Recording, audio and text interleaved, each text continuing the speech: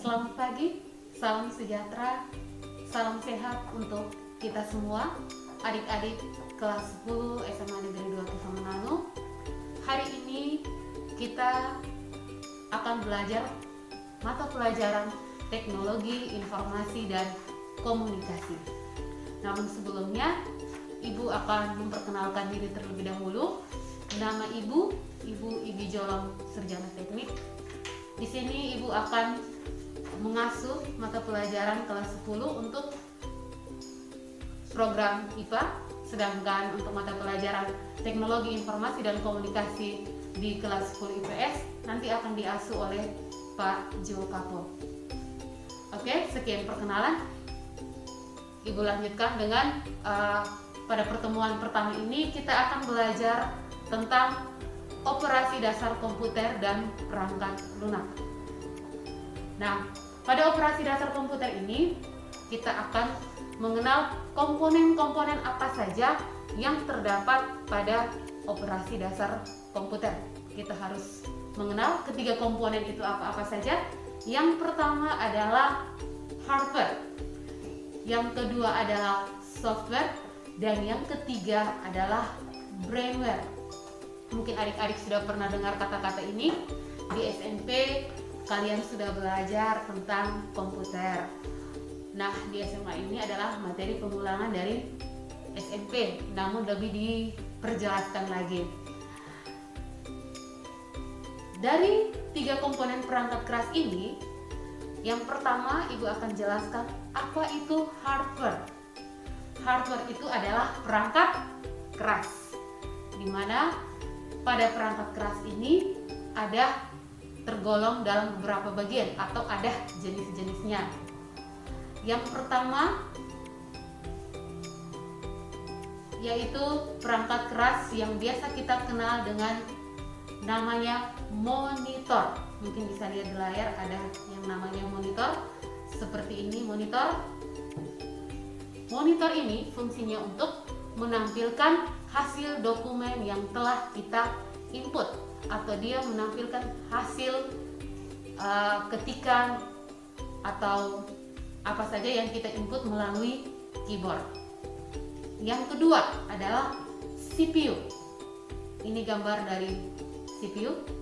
CPU ini fungsinya untuk memproses data. Jadi data-data kita diinput, kemudian akan diproses di CPU. Yang berikut, yang ketiga adalah keyboard. Keyboard ini berfungsi untuk kita menginput data-data kita ke dalam komputer. Dan yang keempat itu adalah mouse. Nah, itu adalah contoh-contoh dari perangkat keras komputer. Dari perangkat keras komputer ini ada juga yang kita namakan dengan peralatan tambahan. Peralatan tambahan. Contohnya, kalau kita mau menghidupkan komputer, yang pastinya kita harus memerlukan listrik.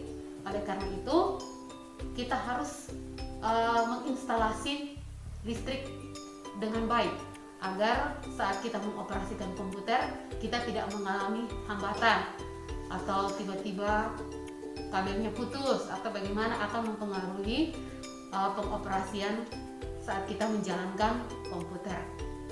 Yang kedua, stabilizer. Pernah dengar kata stabilizer? Ya, ini adalah gambar dari stabilizer. Stabilizer ini dia berfungsi untuk menstabilkan komputer yang sedang kita gunakan. Ini contoh dari gambar stabilizer. Yang berikut adalah UPS. Pernah dengar kata UPS atau pernah lihat UPS? Nah, di samping ini akan ditampilkan ini yang namanya UPS. UPS ini dia merupakan penyimpan arus cadangan, di mana ketika kita menggunakan komputer listrik mati, maka UPS ini akan membantu kita agar komputer yang kita gunakan itu dia masih dalam keadaan hidup. Ya, kurang lebih 15 menit. Itu adalah peralatan tambahan dari komputer. Ada banyak juga perangkat-perangkat keras yang lain. Contoh seperti ada flash disk. Flash disk itu dia tergolong dalam perangkat penyimpanan. Ada hard disk. Oh iya. Namun sebelumnya Ibu akan jelaskan di dalam CPU ada di sini. Di dalam CPU itu juga ada perangkat-perangkat keras perangkat-perangkat kerasnya. Di dalamnya itu ada perangkat keras penyimpanan. Ini yang namanya RAM. RAM ini dia berfungsi untuk menyimpan file atau data yang bersifat sementara. Artinya sewaktu-waktu dia akan terhapus jika kita menginstal ulang komputer. Ketika data kita tidak disimpan di data D dan data kita tersimpan di data C, otomatis saat kita install ulang data kita akan hilang. Dan yang kedua adalah penyimpanan yang kedua adalah hard disk. Hard disk ini dia berfungsi untuk menyimpan data bersifat permanen, di mana jika data-data kita simpan di data D atau data E, otomatis saat komputer kita di-reset atau diinstal ulang, dia masih tetap ada, dia masih terinstal permanen. Nah, di dalam CPU juga ada banyak perangkat-perangkat. Salah satunya itu adalah motherboard. Ini adalah gambar dari motherboard. Motherboard ini adalah ibu dari komputer, di mana dia berfungsi untuk menerima slot-slot dari semua perangkat-perangkat yang lain. Ini adalah gambar dari motherboard. Kemudian yang berikut adalah prosesor. Ya, prosesor atau biasa dalam bahasa Indonesia itu orang kenal dengan proses. Artinya prosesor ini dia berfungsi untuk memproses data. Jadi data kita diinput kemudian akan diproses di alat ini yang namanya prosesor.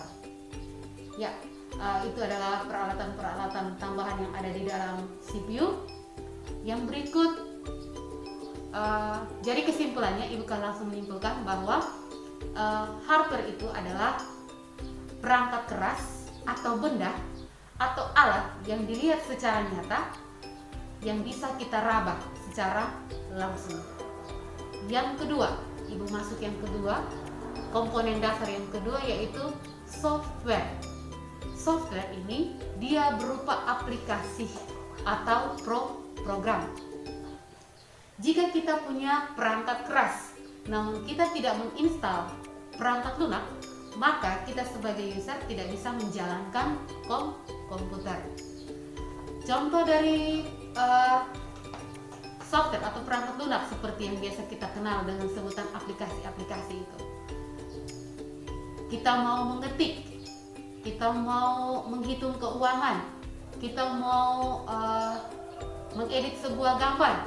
Namun kalau kita tidak menginstal aplikasi software ke dalam komputer kita, maka kita tidak bisa gunakan komputer tersebut. Yang ketiga yaitu brainware. Tadi kita sudah ada hardware, kita sudah ada software. Yang berikutnya itu harus ada yang namanya brainware. Nah, brainware itu siapa?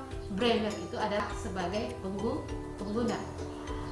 Brainware ini atau biasa kita kenal dengan user, atau kita biasa kenal dengan admin, atau kita biasa kenal dengan operator. Jadi adik-adik harus tahu bahwa dalam operasi dasar komputer ada 3 komponen. 3 komponen ini artinya mereka tidak boleh terpisahkan. Kalau kita punya hardware, kita punya software, namun tidak ada user, maka kita tidak bisa menggunakan komputer atau kita tidak bisa mengoperasikan komputer. Contoh lain lagi, kita punya perangkat keras. Kita adalah manusia. Andai saja kita sudah punya laptop, kita manusia. Namun di dalam laptop kita itu tidak terinstal yang namanya perangkat lunak atau aplikasi-aplikasi di dalamnya, maka kita tidak bisa menggunakan komputer. Ya, itu mungkin sedikit penjelasan singkat tentang operasi dasar dari komputer. Di pertemuan pertama kali ini kita hanya belajar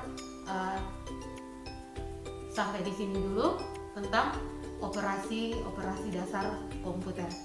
Namun sebentar lagi setelah adik-adik menyaksikan video ini akan ibu berikan tugasnya nanti akan tampil di layar, nanti bisa dilihat tugasnya seperti apa, dan tugasnya kalau bisa dikumpulkan minggu depan lewat tugas di Google Classroom. Hari ini pertemuan kita cukup sampai di sini. Sampai ketemu pada pertemuan berikutnya. Selamat pagi. Dah.